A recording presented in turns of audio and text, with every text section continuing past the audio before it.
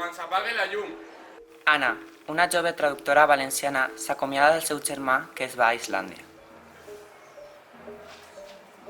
Després de l'accident aeri, haurà de seguir la pista de la mort del seu germà a Islàndia i la mort també d'un investigador relacionat amb el seu germà i diferents coincidències fins a descobrir una mena de complot. Durant la trama, la protagonista dubtarà si tot el que està descobrint té relació amb la suposada conspiració o si més bé és fruit de les seues paranoies. Fins que arribi aquest moment, li tocarà acceptar la mort del seu germà.